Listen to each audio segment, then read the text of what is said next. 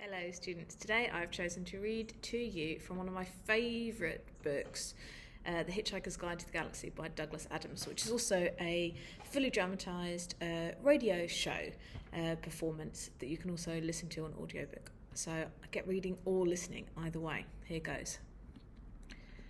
Far out in the uncharted backwaters of the unfashionable end of the western spiral arm of the galaxy lies a small, unregarded yellow sun. Orbiting this, at a distance of roughly 92 million miles, is an utterly insignificant little blue-green planet, whose ape-descended life forms are so amazingly primitive that they still think digital watches are a pretty neat idea. This planet has, or rather had, a problem, which was this. Most of the people on it were unhappy for pretty much of the time. Many solutions were suggested for this problem, but most of these were largely concerned with the movements of small green pieces of paper, which is odd because on the whole it wasn't the small green pieces of paper that were unhappy. And so the problem remained. Lots of the people were mean and most of them were miserable, even the ones with digital watches. Many were increasingly of the opinion that they'd all made a big mistake in coming down from the trees in the first place, and some said that even the trees had been a bad move and that no one should have ever left the oceans. And then one Thursday, nearly 2,000 years after one man had been nailed to a tree for saying how great it would be to be nice to people for a change, one girl sitting on her own in a small cafe in Rickmansworth suddenly realised what it was that had been going wrong all this time, and she finally knew how the world could be made a good and happy place. This time it was right. It would work, and no one would have to get nailed to anything.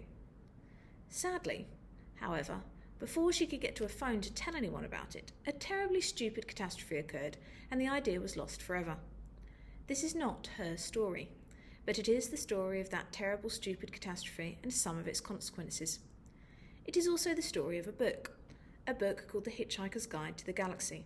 Not an Earth book, never published on Earth, and until the terrible catastrophe occurred, never seen or heard of by any Earthman. Nevertheless, a wholly remarkable book. In fact, it was probably the most remarkable book ever to come out of the great publishing houses of Ursa Minor, of which no Earthman had ever heard either. Not only is it a wholly remarkable book, it is also a highly successful one. More popular than the Celestial Home Care Omnibus, better selling than 50 More Things to Do in Zero Gravity, and more controversial than Oolong Kalufid's trilogy of philosophical blockbusters, Where God Went Wrong, Some More of God's Greatest Mistakes, and Who is This God Person Anyway? In many of the more relaxed civilizations on the outer eastern rim of the galaxy, the Hitchhiker's Guide has already supplanted the great Encyclopaedia Galactica as the standard repository of all knowledge and wisdom, for though it has many omissions and contains much that is apocryphal, or at least wildly inaccurate, it scores over the older, more pedestrian work in two important respects. First, it is slightly cheaper, and secondly, it has the words "Don't Panic" inscribed in large, friendly letters on its cover. But the story of this terrible, stupid Thursday, the story of its extraordinary consequences, and the story of how these consequences are inextricably intertwined with this remarkable book, begins very simply. It begins with a house.